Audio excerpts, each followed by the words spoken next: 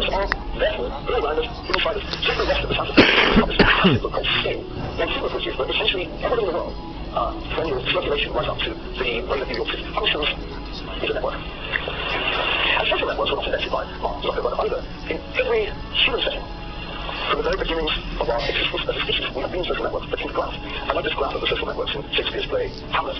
One of the interesting things that Rossetti finds when he does plot the relationships, and is that if you know both Hamlet and Claudius, you're very likely to die.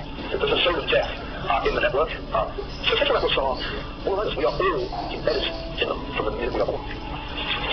So all that we are really contending with in 2017 is that we have, or rather, they in Silicon Valley have built the biggest and fastest ever social networks.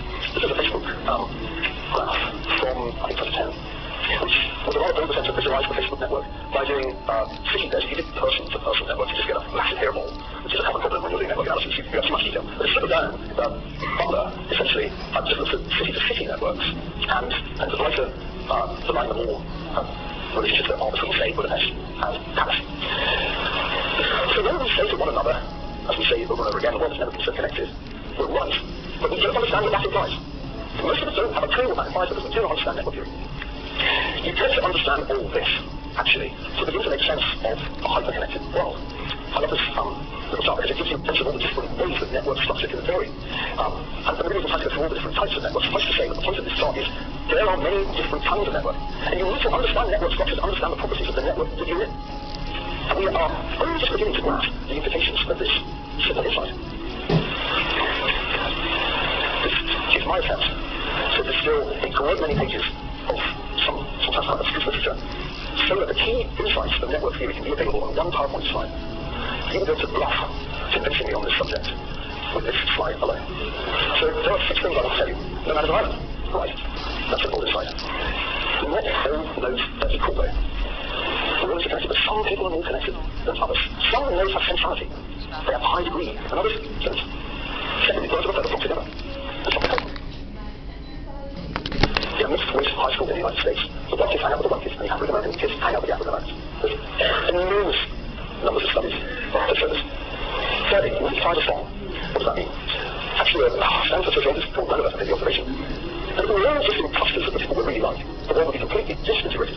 What connects the clusters are acquaintances. The people who are slightly, quite different from us. I mean, never slightly. It turns out that those slight acquaintances are the bridges.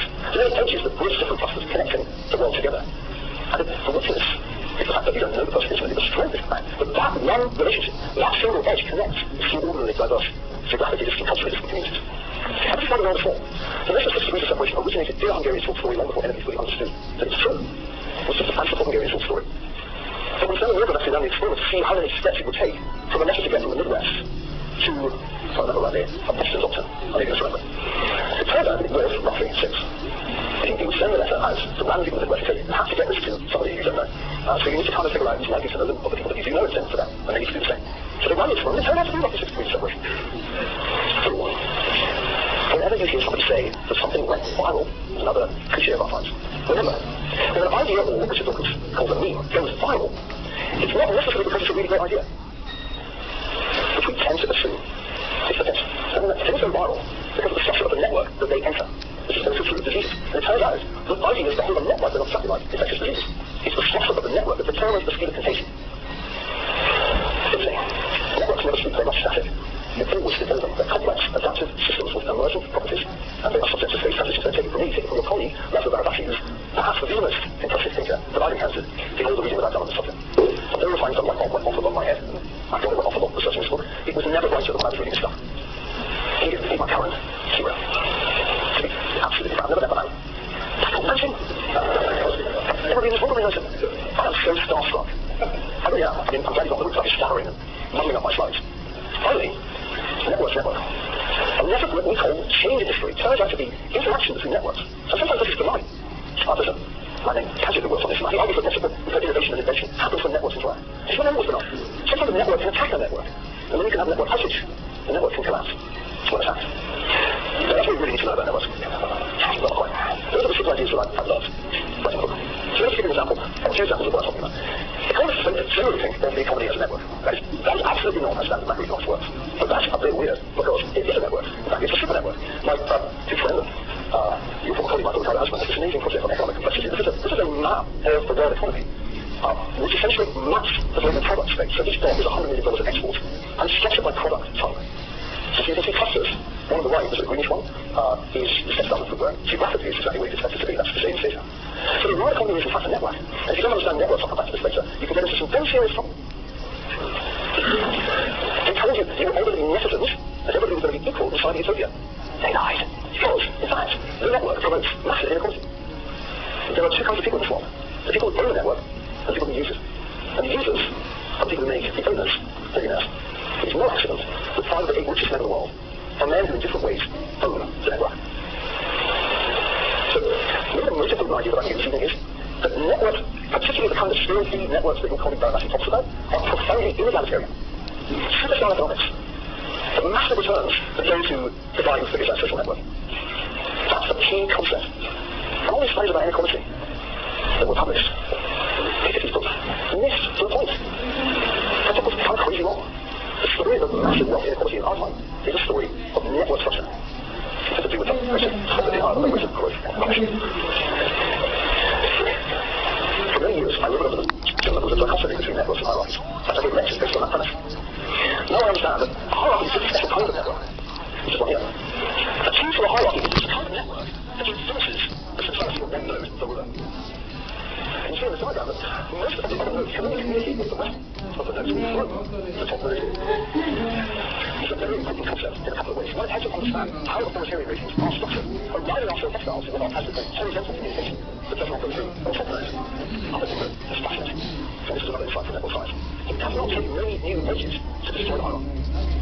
But between the centrality and just fill up the slack, if you draw just a few lines horizontally between the other nodes, it's intensely explains why hierarchical structures are insecure, often paranoid. They're Rhapsody. They're Rhapsody. Now, let me explain what this is. The British people takes the concepts that I've discussed with you here and it just applies them to the past. And I'm going to tell you a story about the past. And essentially exploit the insights of network science, so again, it's done. And the key concept is summed up here with something that you can see is that most early history is characterized by hierarchies dominating informal networks. But special networks, for which are given in the political structure, are the dominant network in the realm of governments and also economics, most of history.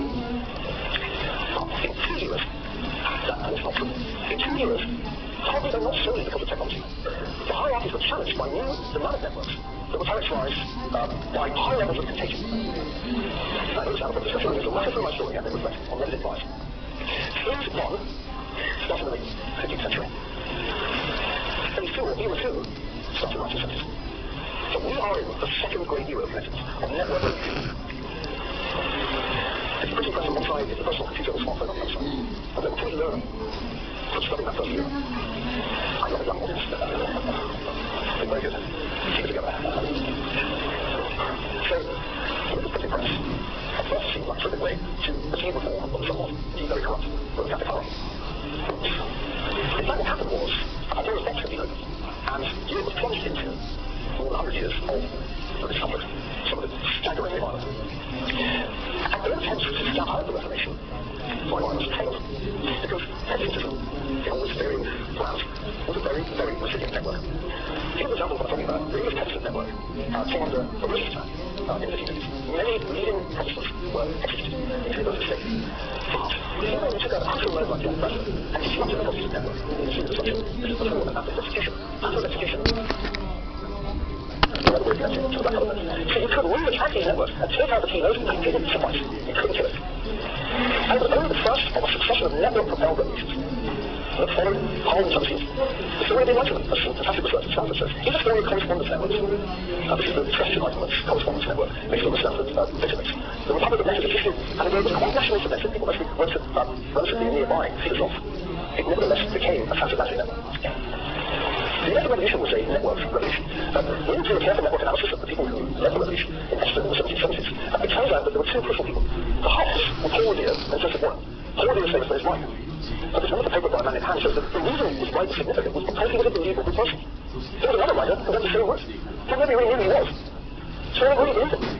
So when Paul Revere told you, all the records were done in Paul Revere. Paul Revere knew everything.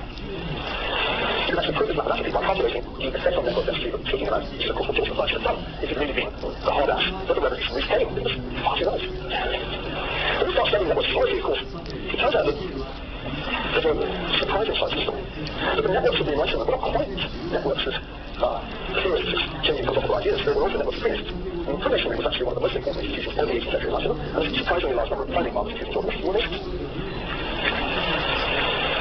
It was very difficult to restore hierarchical order after the networks had brought the massive disruption of the French Revolution. But ultimately, in the 19th century saw the return and restoration of hierarchical order. It began, I think, with the Congress of Vienna. Why was it difficult to rebuild the world on the basis of royal and imperial hierarchy after 1850? Answer, partly because the technology that developed in the 19th century favored centralized control. It's a great thing about the telegraph. The steamship lines. There's the telephone. It was their capacity for central control. Well, they timed it that way. But it's a power of the technology of the Industrial Revolution. The railroads too. The technologies that developed in the 19th century were so conducive to central control that the ultimate hierarchical regimes eventually appeared. And I think Stanford was the supreme example of a hierarchy that tolerates no network that is not centrally controlled. And the executives people in the mere suspicion that they may belong to such a network. This is the high tide of hierarchy, the low ebb of networks. And it wasn't just in the communist world. Everything was hierarchical in the 20th century. Every corporation was an org chart like Marcus Rhodes for General Motors. So at the core of the book is an era of restored hierarchy. It begins in 1815 and lasts one day until this.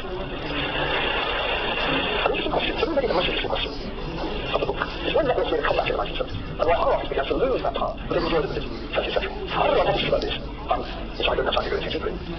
But it's illustrated by the case of Henry Kissinger's biography I'm halfway through writing. And the reason this happened is I needed to make a detour to test a hypothesis about Kissinger. And the hypothesis was he was powerful and resistant to the net dimension because he was networks. And Kissinger was, in some sense, intuitively understood that the world was becoming more connected.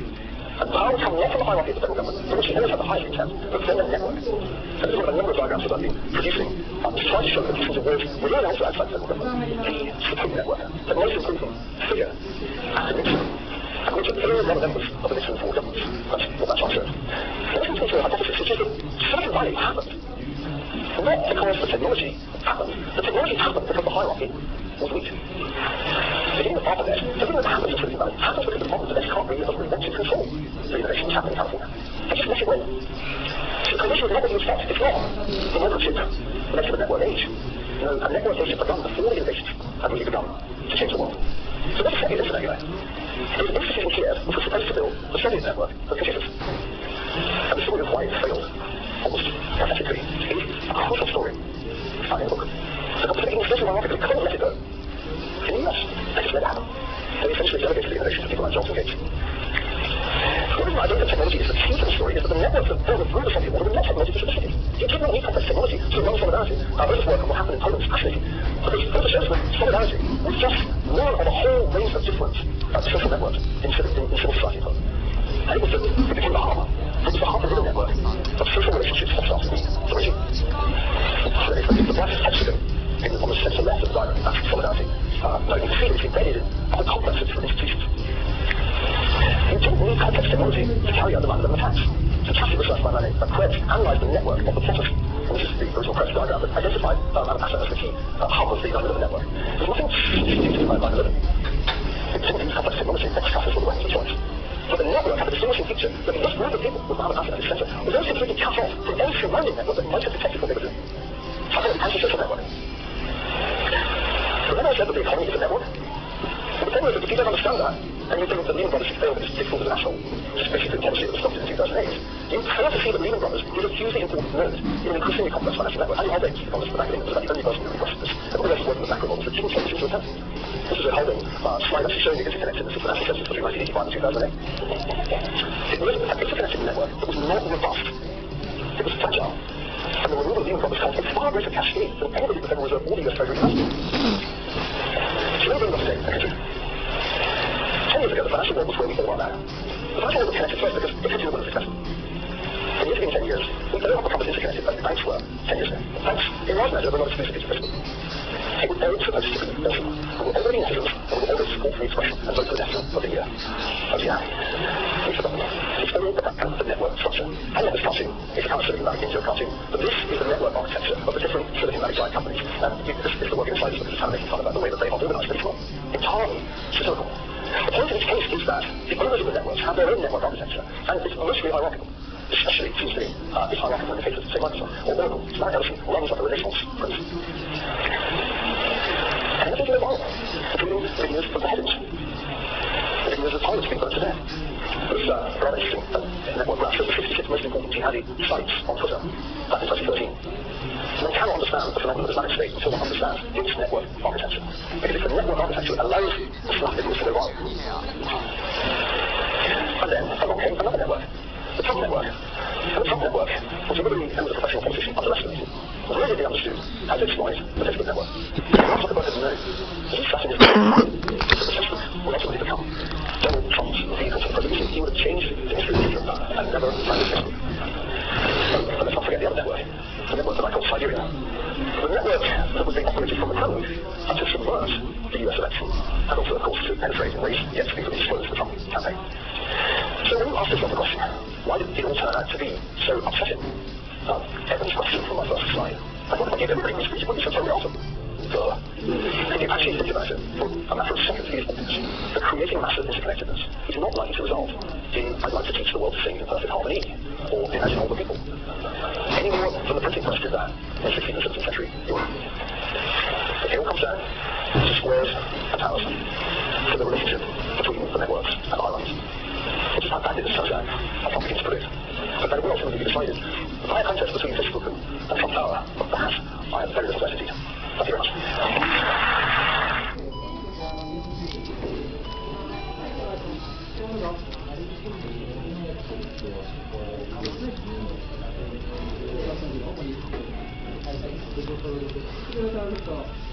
At the end of the first week of our fight to defend CEU and its academic freedom, I just want to thank all the staff, the faculty, the students for the wonderful work they've done. I also want to thank everybody around the world who's rallied to our cause, because the support's been absolutely amazing. We've had Nobel Prize winners, Nobel laureates in economics writing in support. We've had 150 of the great academics of the world rallying to our cause. We've had letters of support from the presidents and vice chancellors of some of the great universities of the world rallying to the cause. And one of the things that's been most important to me as director and president has been the support we've received from ordinary Hungarians and from Hungarian institutions.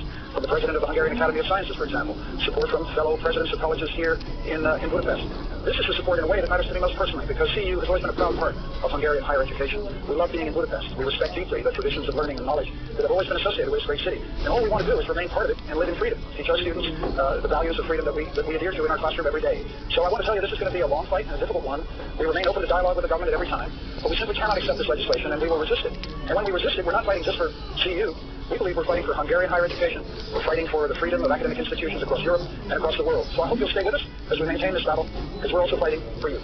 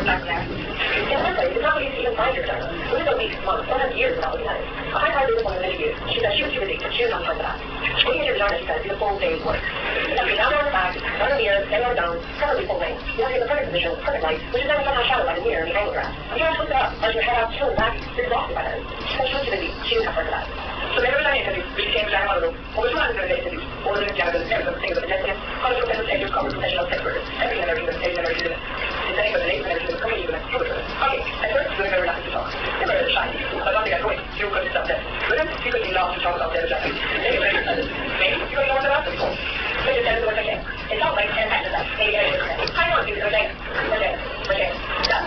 sometimes you say, never on the course you want to say. It's completely equal. Absolutely unfaithful. You can say it in the next place before you go there. No, it's completely equal. When I say that, you have right there. Don't worry about the time. We call them and you'll call them. Entonces, que ya digo, discutir. Alguna idea, se les tomó de discutir. Yo voy a decir, a la vez de la magia, y crear un discutir. Y pues, eso, soy con discutir. Y ni ya sé, eso. 但是他老是出去才在出去为哪里可能他的你是一定难搞错。你在这是啥？来结婚，给你一块做那个中国目前的那个他说他不会放弃不记得什么的考虑。在你那里，我这边是老表，他穿的装，你说一辈子，我在那边，但是我记得说，按照这个定义，你所有的老的来了。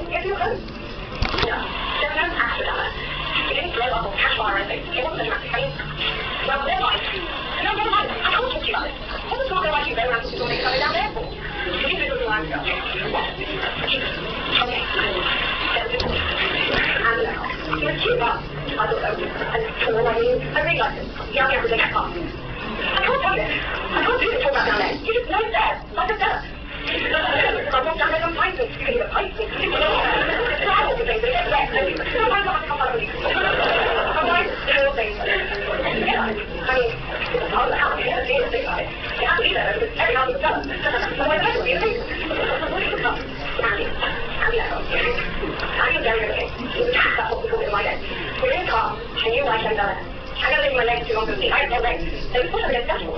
I was looking for Disney camp, but he just kidding me. It was running too much hair like in the movie somewhere. And I was excited. So excited. Well, there was a bug down there. I couldn't control it. It was like it forced a passion. I heard her voice. It took it out. So happy. So off the colony as a new wife and that. It wasn't cheating. It was still well. Slightly harder than reading my anything also. He said, Andy said it's not like tired of the James coffee. I just think you wake up then. I waited for it. It's capable of God. I don't usually like it. I tried to look at something I should read. It was an idiot memory breath. It's so ugly for something. I'm going without saying other words. Whenever I was one, I tried the whole door. Stopped it. Never ever did it again. I'm taking some off that, but the idea of something makes me too nervous. I never close again. I need to have dreams. Crazy dreams. Oh, dirty. Why? They're real. I said, no, you never must be right, but in my dreams, always so nice, so nice. There's no change in dreams. Yeah, but nice. You'll be some restaurant like the Christian and Atlantic City. The thing in the chandeliers and stuff, and thousands of places to the best. That gave me a wonderful massage. I picked my neighbor. We're always laughing about that. Laughing. Three shirt cocktails. Huge shirt, fabulous shirt. We got them all. We were very happy together. Then he just blinked into my eyes and told me he was in the restaurant. And just as he was about to kiss me, the whole restaurant stopped to shake. He was like, I'm on the table, like, turn off, I was doing that. The sun comes straight from down there. It was pouring out of me, pouring. Like, did you find it? And it was my blood. And now he's standing waist deep in it. Looking horribly disappointed in me, I've done it then. The horrifying. He was his friend. Being on the light. It was hard to never feel it. And then I was breathing more. Looked at the little wages that I was being down there. Moved out, used to rest and choose the whole work. The doctor who was being funny told me, I'm going to give you your reason. But really I found out it was cancer. Everything around out here. Jimmy this way. Highly rated. I love nothing. I love doctors. And now me. You asked me what we wear. What kind of question is that? What we wear? We wear these lines. Clothes to the clothes. What we say, I told you, not like that. It's not a person who speaks. It's what we were listening to a long time ago. To the chair. But then you don't go. It goes up. And down. It's down there. You're happy. You make it do. You got it out of me. You got all ladies to about it down there. You got it now. You know what? You're the first time I ever thought about it. I feel a little better.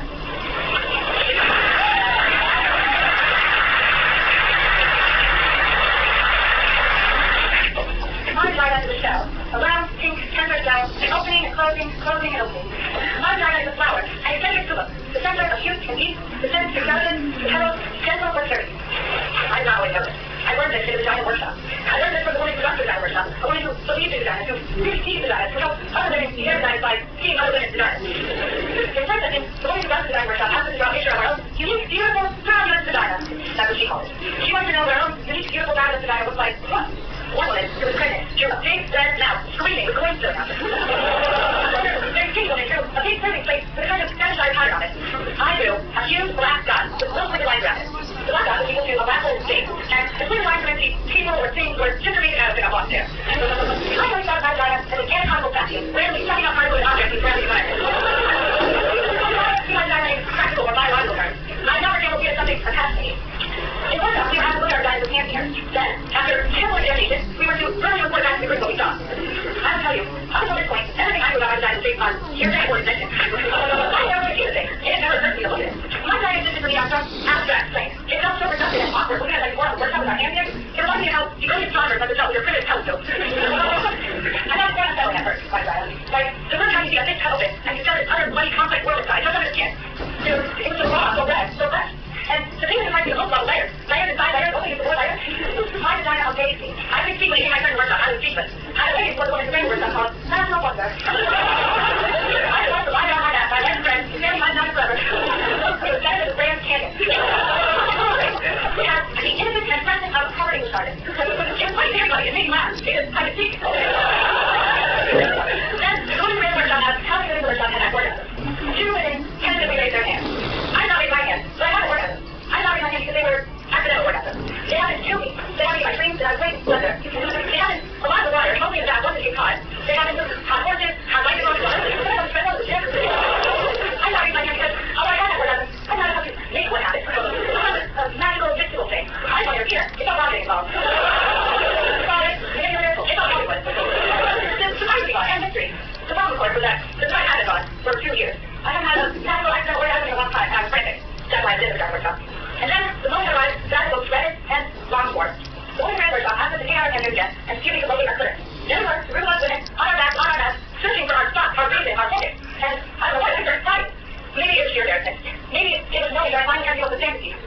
had some life-consuming fantasy that someone or something was going to do this for me. That someone, the fantasy that someone was coming to lead my life, to choose direction, to give me order.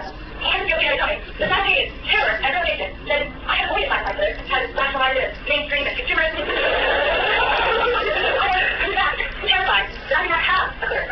That was myself constitutionally capable. Critics had shut down pride and anger, nothing on my promise. I lay there on my back, with my hand here, searching for my blood, reaching with my fingers, and all I could think of was the time I was 10 years old and I lost my organ with chemicals. I over and over again, throwing my hands over, shells and fish and flower caps and bloody stuff, and now my ring was heading myself. I knew I'd be punished. The one who lay where son, saw my insane, trailing, sweating, and heavy breathing. He came over. I told her, it's gone, I lost my ring, The woman went shot back. She called me straight on my forehead. She told me, my ring was not something I could do. It was me, she said, the ethics of me. It was both the door of my house and the house itself. I didn't have to find it. I had to see it. Let me eat it. See my ring. See my ring. I lay back and closed my eyes. I put the mirror down. I watched myself slowly floating above myself. I watched as I slowly began to approach myself at the entrance. It felt like an astronaut re-entering the surface of the earth. It was very quiet this entry, quiet and gentle. I mounted and landed and out.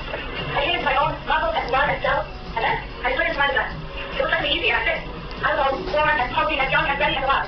And then, without looking, with my eyes still closed, I put my finger on what had started to become me. There was one quivering at first, which hurt me to say. And then, the quiver became a quick and rushed in the layers, flying and sunlight. The flaming so open, which each reminded of light and silence, which only to a of music and color and inches and longing, and I was connected, calling connection, as I lay there, scratching out on my little blue map. My China is a shell, a tulip, a eternity. I'm riding and I became clean. My China, me.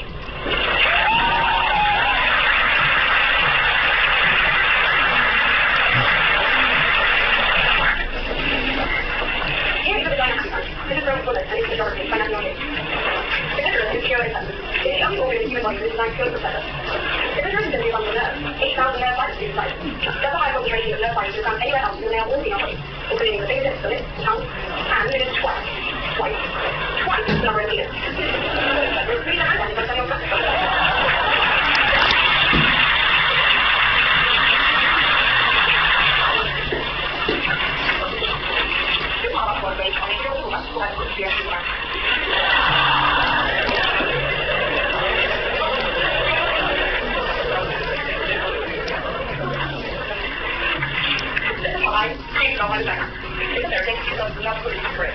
I know, it's what it is about. Celebration of the Dead Sea, everything, and like my mother said. I know, sir, the genres are beautiful. Our segregation is only the internal expression and features of the nature of culture. How do you like? Very beautiful.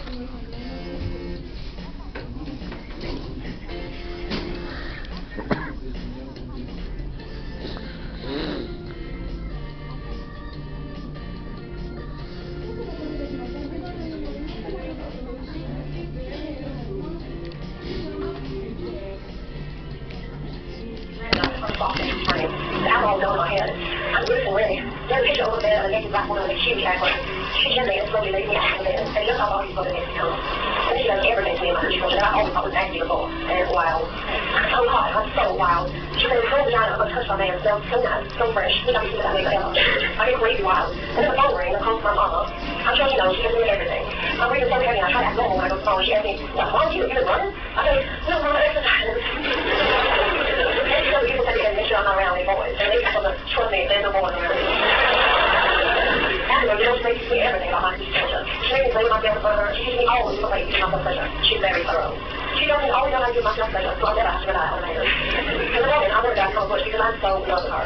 She laughed, but I never see her again. I realized later she was my surprising, unexpected, and politically incorrect salvation. She transformed my sorry ass cookie water and raised it into a kind of heaven.